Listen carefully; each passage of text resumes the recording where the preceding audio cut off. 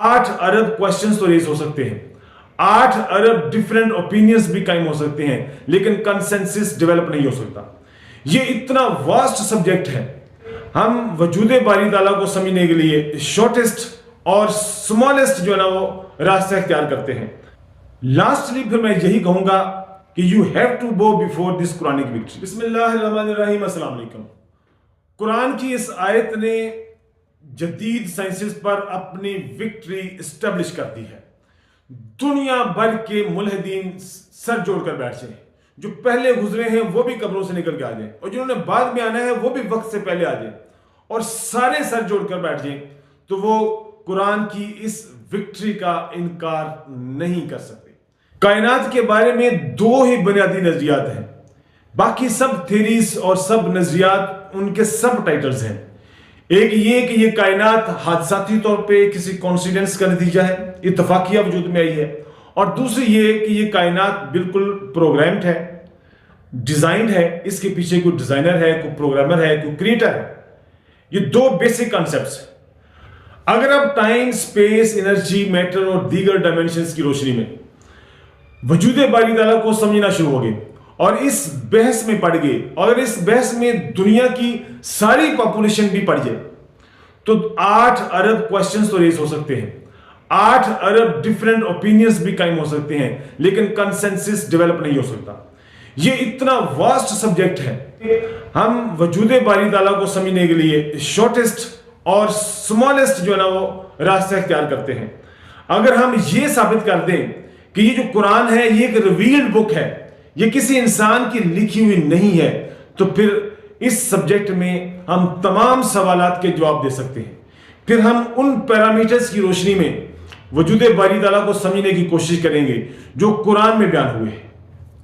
अब मुल्हिदीन के पास सिर्फ 2 ही ऑप्शन बचती हैं ये साबित करने के लिए कि ये कुरान रिवील्ड बुक नहीं है। एक ये कि अगर कोई ये साबित कर दे कि ये जो आयत है ये 1922 के बाद, ये साइंसी इंकिशाफ होने के बाद किसी ने कुरान में शामिल कर दी है, और दूसरी ऑप्शन ये है कि या फिर कोई ये साबित कर दे कि 1400 साल पहले इस थ्योरी का दुनिया के किसी लिटरेचर में वजूद था, तो पैगंबर इस्लाम ने वहां से उठा के कुरान में कॉपी कर दिया है। तो ये दोनों पॉसिबिलिटीज नहीं है, लिहाजा ये वाली जो कुरानी आयत है जो मैं पढ़ने लगा हूं, ये मुल्हिदीन के लिए एक नॉकआउट शिकस्त है। चैप्टर नंबर 51 वर्स नंबर 47 में अल्लाह ताला फरमाता है, वस्समाअ बनैनाहा बिअयदिन व इन्ना लमूसिऊन, कि हमने इस आसमान को कुव्वत से तख्लीक किया और हम इसको मुसलसल वुसअत दे रहे हैं। याद रखें 1922 में सबसे पहले सर अलेक्जेंडर फ्राइडमैन ने इक्वेशंस ड्राइव की थी, जिनको आज हम फ्राइडमैन इक्वेशंस के नाम से जानते हैं। उन्होंने पहली दफा इंसानी तारीख में यह इशारा दिया था कि यह कायनात जो है ना ये फैल रही है। फिर 1929 में सर एडविन हबल ने बाकायदा प्रैक्टिकली ऑब्जर्व कर लिया कि यह कायनात फैल रही है। अब अंदाजा करें, यह इतना बड़ा साइंसी इंकिशाफ था कि इसके बाद साइंसदानों की जो सोच की डायमेंशंस चेंज हो गई, उनकी सोच को नई डायरेक्शंस मिल गई। तो अब सवाल यह पैदा होता है कि 1400 साल पहले पैगंबर इस्लाम को किसने बता दिया था इतना बड़ा साइंसी इंकिशाफ कि यह कायनात फैल रही है। और दुनिया के सारे मुफक्किरीन, दानिश्वर और क्रिटिक्स इस बात पर मुत्तफिक हैं कि पैगंबर इस्लाम सल्लल्लाहु अलैहि वसल्लम दुनिया की किसी यूनिवर्सिटी में नहीं गए, किसी इंस्टीट्यूट में नहीं गए, किसी मदरसे में नहीं गए, उनका कोई उस्ताद नहीं था। तो फिर इतना बड़ा इंकिशाफ कैसे आ गया?